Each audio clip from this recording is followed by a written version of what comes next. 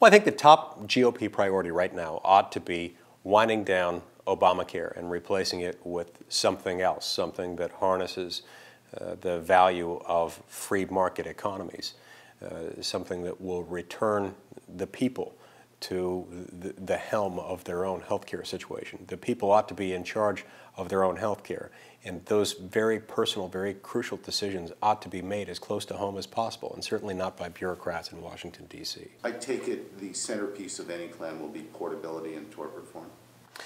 Portability, certainly. I also think we need tort reform. I think too many of our medical dollars are going to the practice of defensive medicine and the payout of large punitive damages awards.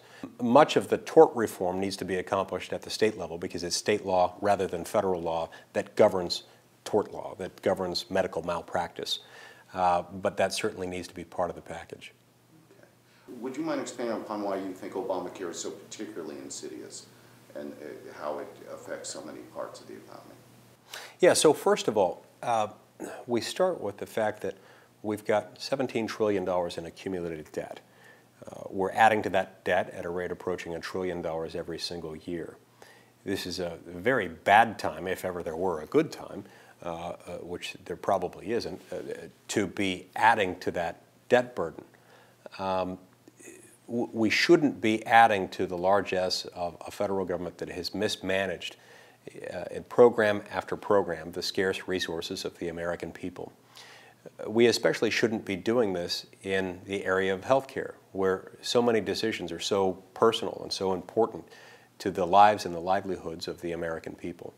This was a flawed policy from the outset. It was a 2,700-page bill before it became a law that no one had read before it became a law.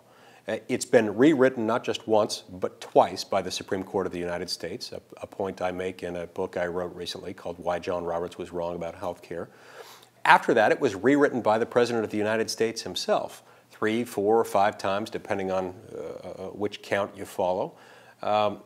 Each time it's been rewritten, it has been rewritten in a manner that is manifestly contrary to the process outlined and mandated by the Constitution of the United States.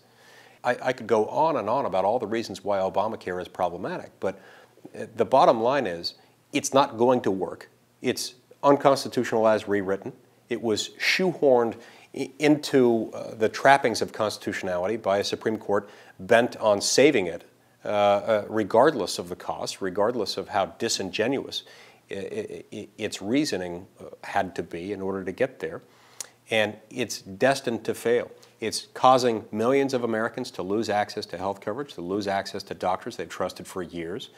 It threatens to cause a lot of other Americans to lose their jobs or to have their wages cut or their hours slashed.